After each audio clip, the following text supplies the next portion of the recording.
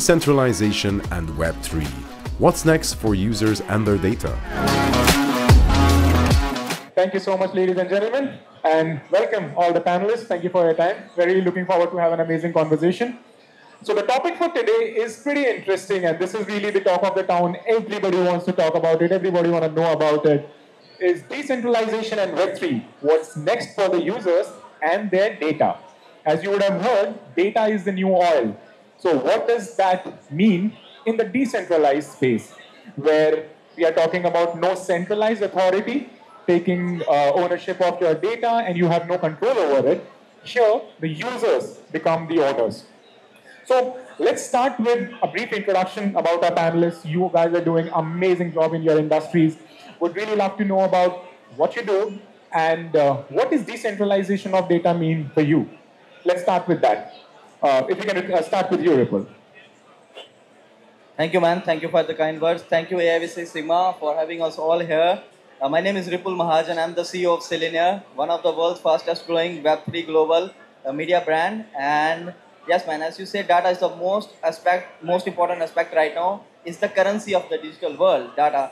And we are very much concerned about the security of our data and the decentralization, of course, because the data right now is so much centralized. Everything is in the hands of few of the OGs of the traditional world. For example, to name a few, like Mark Zuckerberg, Facebook, Instagram, they are having all our data, but what we're getting as a content creator or as a consumer of their platform, nothing. So we need a decentralized platform where user can share their contact, whatever they have in mind, whatever the creativity, skills is, and at the same time they can make some money also, and the data is secured also.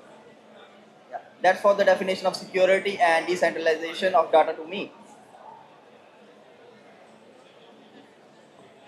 Great. Hi, my name is Wesley de Cruz. I'm one of the co-founders of Web23. I actually am here representing Hedera, and alongside the other projects in Hedera, a hash graph called Headstarter. I have Legends of the Past, Ashanova, and Earthlings Land.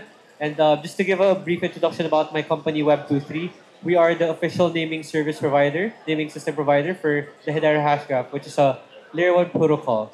So I guess just to give an idea of how I see decentralization and how it affects data. So, friend here gave an example of how the big companies actually own our data right now. Like Meta, basically when they launched Threads, was able to use our Instagram account to create accounts for Threads. But to give a little bit more example on the business side, so imagine you're running Google Ads, right? So you would imagine you need to track your traffic, you need to know how many visitors you had on your website. And for that number will be important for you to know how much you're going to pay Google for the ad spend that you have. But technically speaking, you don't have a clue if that actually is real. If that number is, if Google tells you that 100 million visitors went to your website, there's no way for you to even validate that because Google will never do that to you. And same goes for Netflix, wherein you have a bunch of films there, a bunch of projects there, but they won't disclose any data on views, so which basically creates this chasm between the creators and the ones who actually make money out of these creations. So yeah. All right, thank you for that. Hi guys, I'm 𝐒𝐭𝐭𝐲 Comia. I'm one of the Web3 creators in the Philippines who specializes in adoption for Web2 to Web3 through simplifying things.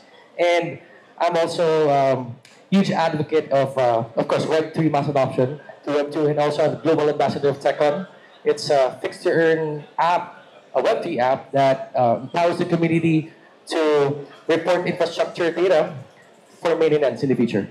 So that's basically it. For me, because decentralization is simple, as a creator and as someone from the entertainment industry myself, it's more like giving us freedom, giving us more opportunities to be onboarded, to have more exposure, to have more independence, because it's always controlled by central entities that we don't have control over. But empowering the people to have control over everything, the people who has potential will be given more chance. That's basically decentralization for me in my own personal sense. Thank you, 𝐺𝐿. So two things that comes out of this line of thoughts is number one, decentralization empowers the users, gives their authority in their hands, and second, it opens up the opportunities for them to take control over their data and take the next steps which is monetization, right? And that's what I really want to talk about and take your thoughts around it. We have a lot of experience that you have in content creation, in marketing. In the traditional side of the world, how was it when let's say you mentioned Ripple, the Facebook or the Googles of the world have the authority over your data and it's centralized? In the Web3 world, when it's decentralized, how does users benefit from that? What does it mean for them specifically from a monetization perspective? Because at the end of the day, if it's making money, it's good. So what do you think about that? Man, like if we talk about the decentralized structure and the decentralized part of the data and all these things, I'll give you an example. Like how a Threads app from Instagram went viral overnight. They got multi-million of downloads, all in like this. How? Because the system was centralized. They had all the data of all the users, They targeted the user with the viral growth strategies and they got multi-millions of users already. But what if we come with the decentralized app? Here is the cons also. We cannot scale that easy because they are also difficult to understand and adopt the platform. But it has to be done anytime very soon. And because the data which we have with us want to be super secure at the same time. And as you said, the users will be earning from that as well. And not only the consumers, the content creators, like most of the KOLs here, they're also making money from the data now. So it's a win-win for all. And the data is secure at the same time, and all the guys making money out there. So as you said, if you're making money, we are good also. Thank you, Ripple. And that's an interesting point, right? From a business perspective, an established business would always want the data to be as centralized as possible. Threads is a classic example that you use because it allows them to scale much faster because they have the authority over the data and they have all those data points. But from a consumer standpoint, it's not a win-win. So how do we bridge this gap? And Wesley, if I can request you to come in. From traditional businesses, any business would want to control the data so that they can scale much faster and have their data point. But the consumers now, the more aware they are getting about getting control over their data and becoming the owners, they would prefer decentralization, right? Especially in the creators economy space, they would want that, hey, if I'm spending time on anything, I get to monetize it. But the companies, the established companies right now, they prefer otherwise. So how do you bridge that gap? Right. So the way I see it, it's sort of a change in mental models, especially for in the past decades. A lot of these big companies have basically indoctrinated people to be comfortable with these big companies using our data, monetizing our data. So in simple words, Facebook and Instagram are these social media platforms. We are the product. We're the reason these companies are making money using their platforms. We're the ones that are being sold to advertising companies, to brands, instead of the other way around, where we actually make money from being able to disclose our data, from being able to provide that information, that valuable oil, as we mentioned earlier. So I'd say the first step really is to provide that perspective to the consumers to see that, hey, that's not how it's supposed to be. Like it seems comfortable now. It just feels like it's okay because it's the easiest option. You just open your phone and everything that you do, it's just there. But the reality is, at the end of the day, you don't want these companies to just make money out of everything that you do. And this not just talking about, I guess on a different set of perspective, just to zoom out a bit. Maybe on a traditional business, I'll talk about a manufacturing business. Just to give an example of how data, or at least sharing that data, could make sense. So a lot of the manufacturing companies actually have started, or I've seen a lot of use cases with manufacturing companies starting to integrate blockchain into their supply chain. So in which they are able to work with different suppliers, different logistic providers, and share the data. And what did they realize? It made the whole system more efficient.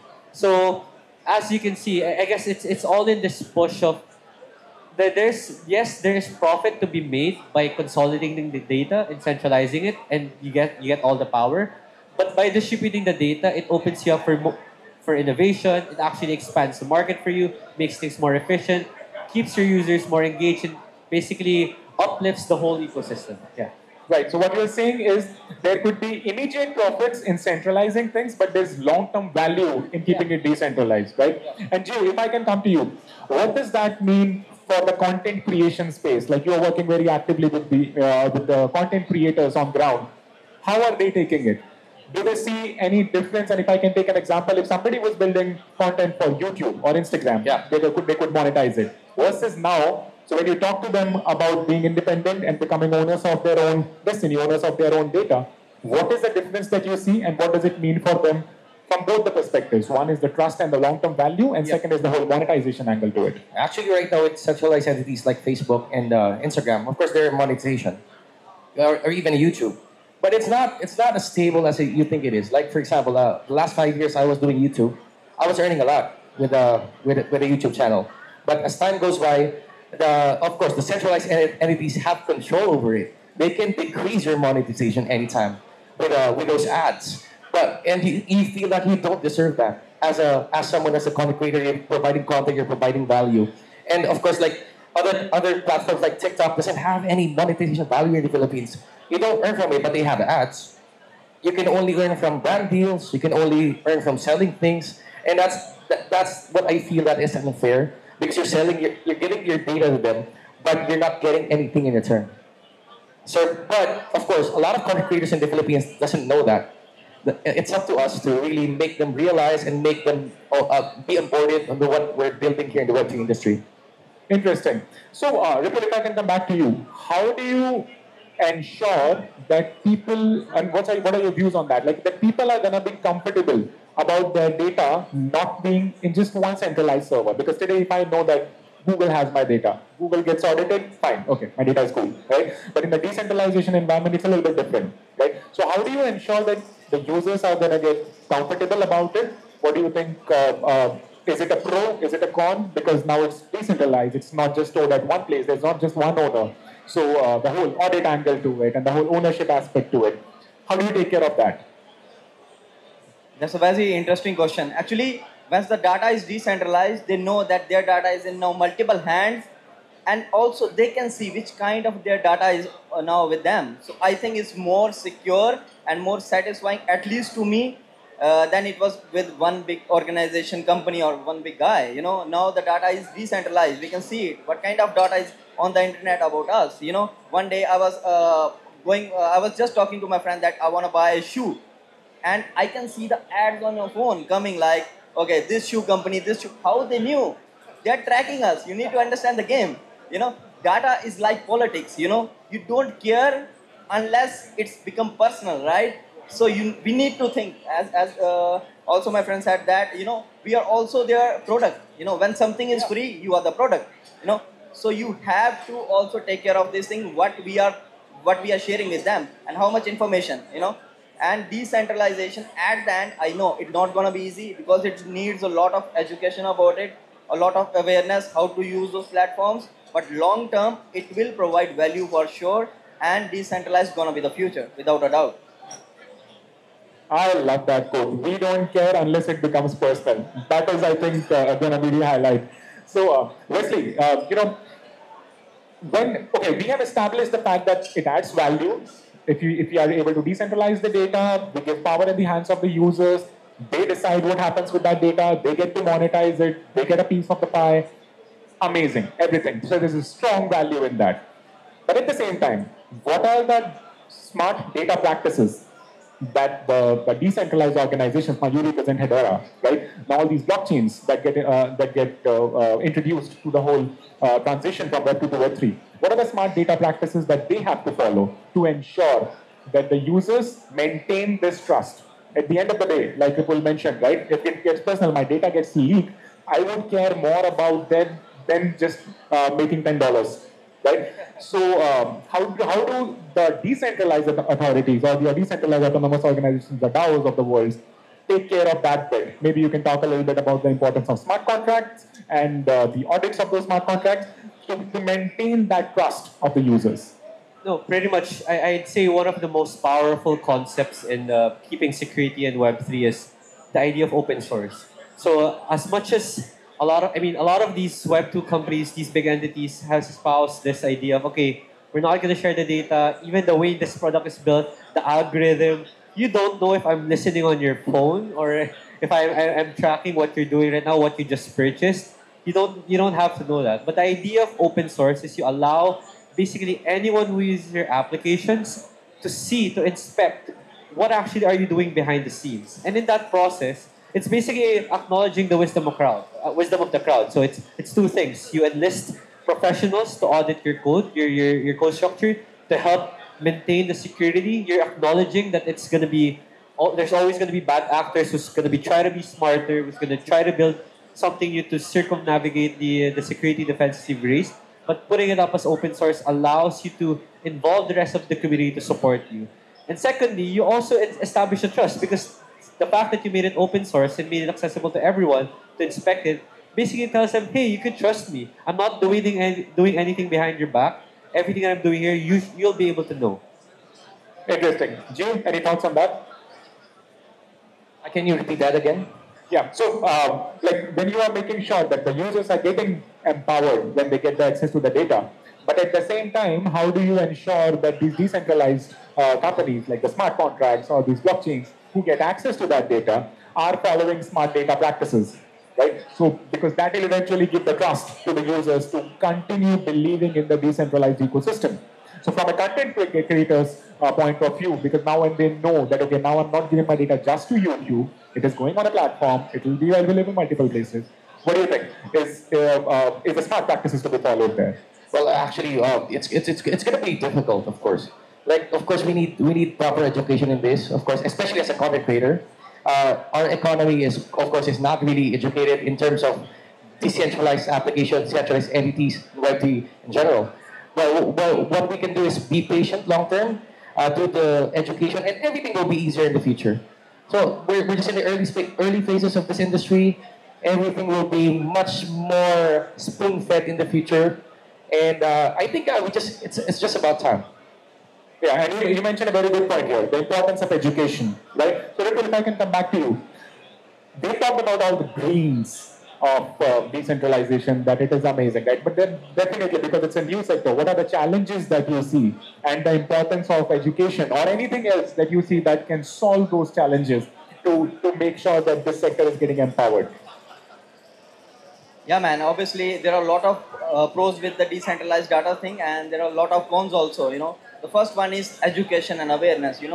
Now we are all usable with the Facebook and Instagrams of the things. But what if a new app comes with all this decentralized data and structure? We need to, revamp up us with all the technology. How we get used to it. And also, I want to tell you about one of the best social platform with the decentralized data structure coming is Web3M. And recently, these guys got funding by Gary Vee also, one of the OG in the space.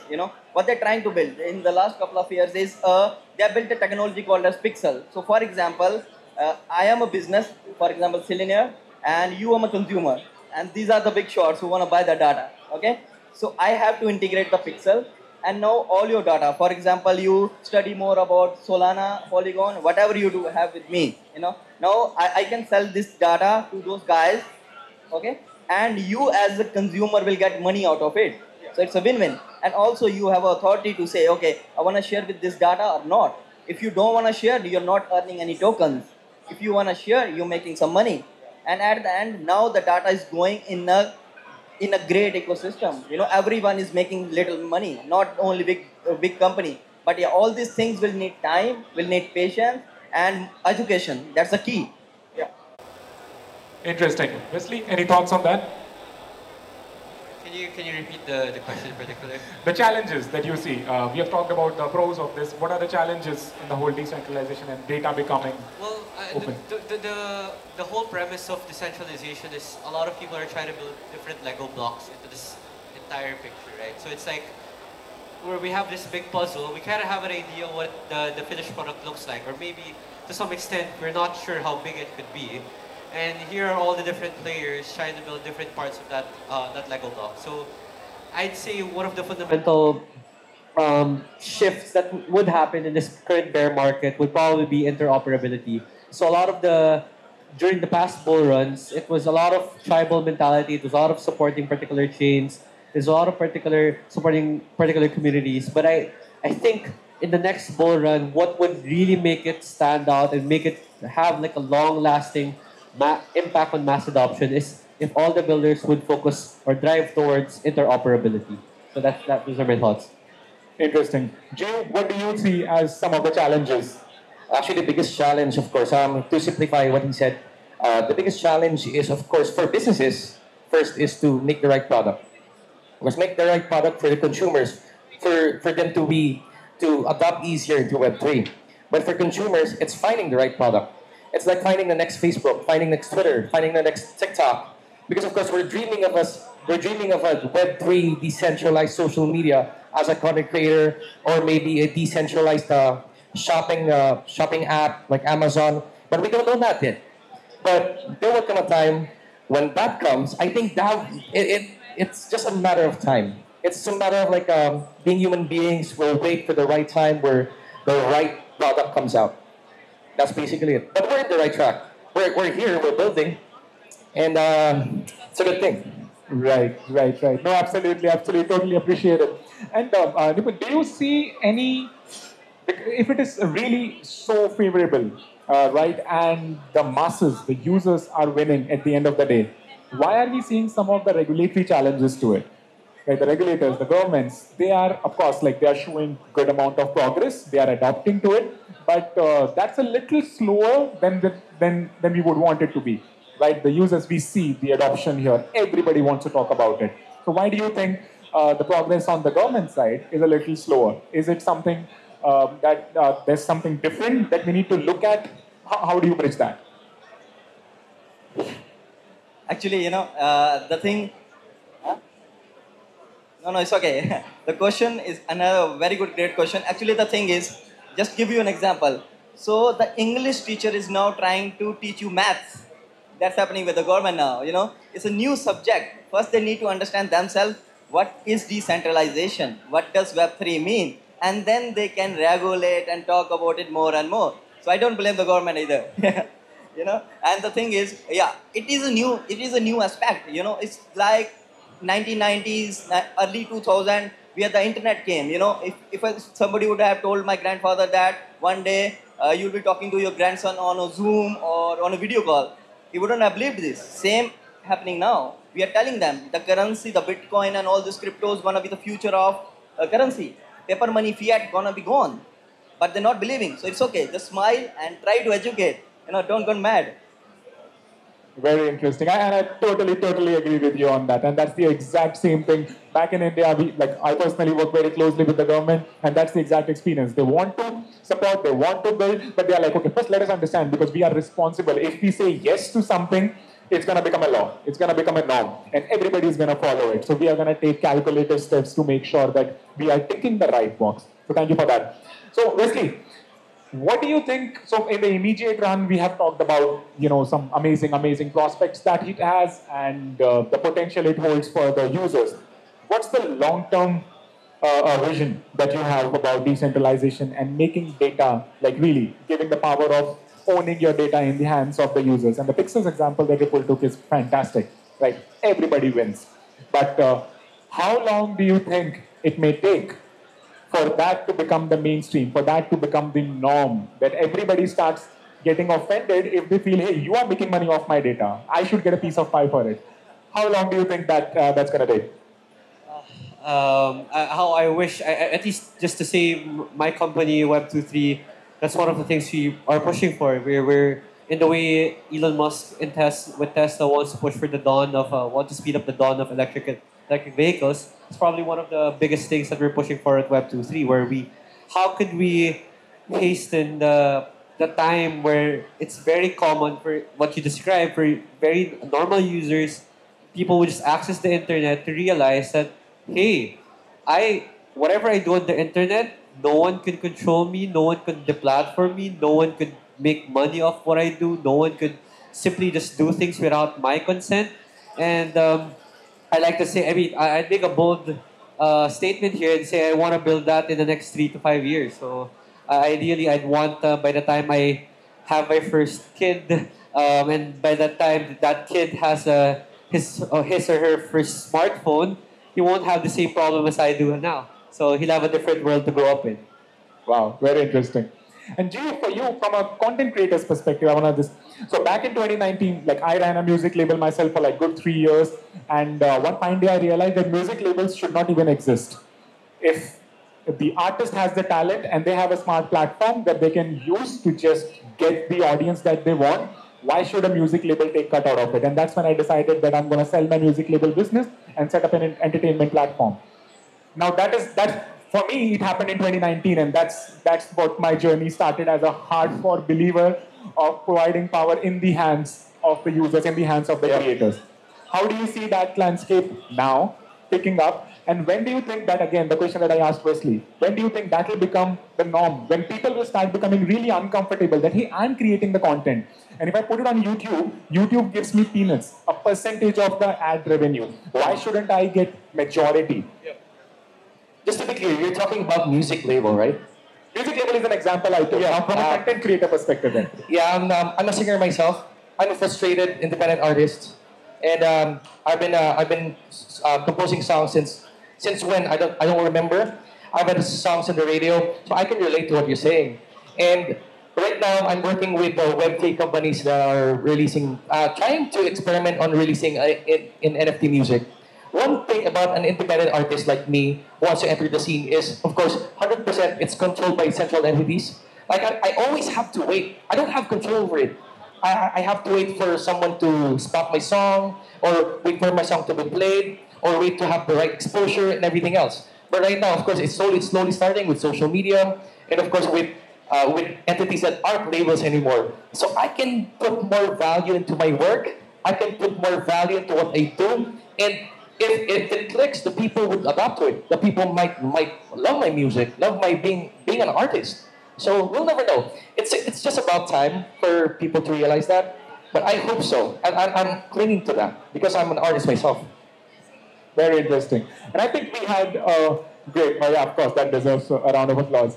We had an amazing panel, and thank you so much, everyone. Ripul, if I can ask you any closing thoughts, and would love to open it up for the audience as well. If you have any questions for this amazing panelist, we would love to take 1 or 2 questions as well. But before that, any closing remarks? Yes, man, I'm open to answer questions from the community, and respect you all for coming here, giving your valuable time and listening to us. One thing I'm gonna promise: if you are here, try to learn as more about the Web3. It's gonna be the future, and you're gonna be the future zillionaires. And I wish you all very good best of luck ahead. Thank you, guys. So maybe if you're all okay, maybe we can open it up for the audience. Any questions? Any questions, anyone? Well, I guess you can just, catch up with everyone. Awesome. The In the panelists are going to be networking here. area. Please feel free to catch up with them. Thank you so much, everyone. Thanks for your time. Thank you so much.